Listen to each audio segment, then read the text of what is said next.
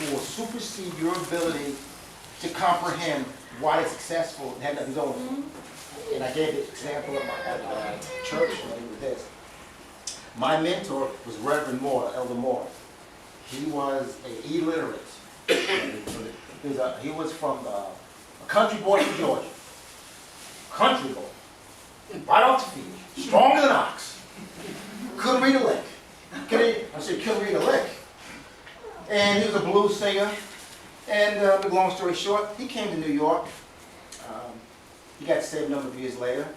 And in his humility, God called him to preach. And he said, God, how can you call me to preach? I can't read. I'm poor. I don't have a clue. How in the world can I do something for you all of a sudden I don't want to? And God said, it's my job to get you there. It's your job to accept your call. He said, okay, God. God spoke to his grandmother and said, teach Henry one Bible verse a day. One a day.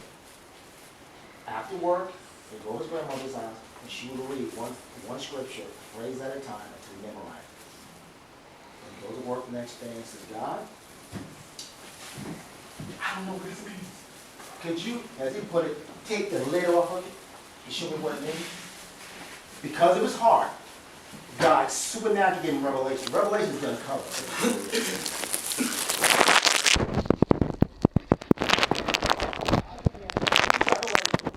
As he began to meditate on one phrase at a time and ask God in humility, like, I don't know. Show me what this means. God,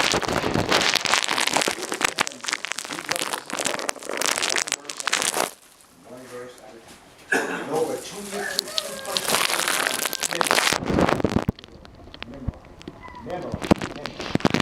he got to the place where he'll get a verse, and while he's working, he's meditating, God, what does this mean to me?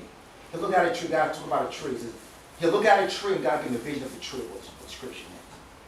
He got to the place, let me tell you, this is not exaggeration, this is not a lie, because he humbled himself in his deficit. He says, God, I'm a poor man who can't read. Help me, God, to understand that I don't understand. Help me, God. That's what God did. God gave him supernatural wisdom to counsel millionaires. He began to understand things supernaturally. He went from being a laborer, being a worker at asphalt. Asphalt, he's laying roads. He learned old machines, how to lay asphalt, started his own business.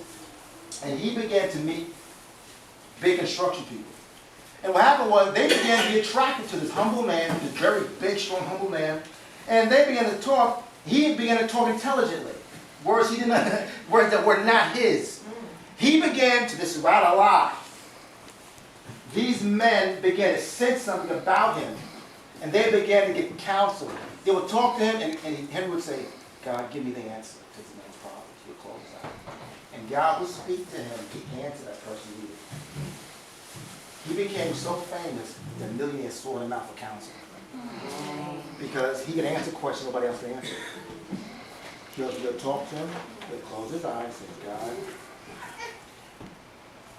tell me. He'll say, and the people's jaw drops. Let me tell you, because this is long before God. When I hooked up with this man, when I was in my early 20s, when I first met him, I heard about his reputation with prayer ministry. I didn't know about his wisdom ministry. I went out with him to a guy to take care of some, estimate some jobs. And I met one of the millionaires. He's like $32 million. By a guy about 85 years old. And I walked up to him, and I'm trying to show him how much I know with my limited understanding about paving and something. He looked at me and said, son, be quiet. Henry, what do you think? He shut me down like this. He realized, you're a young buck. You don't know what you're saying. You don't know what you're doing. Henry has proven himself over the years. I've come there for counsel. He's given me godly counsel. He knows what he's talking about. I know him.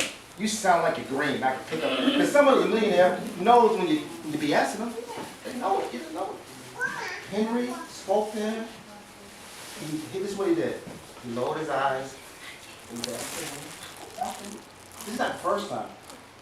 I met him meet a number of millionaires, like I said last Sunday, that when he came to the office, they would stop, say, hold my calls, Henry's here. They would sit and talk to him 2 or 3 hours during the busy part of the day, just to talk to a man like Weezy.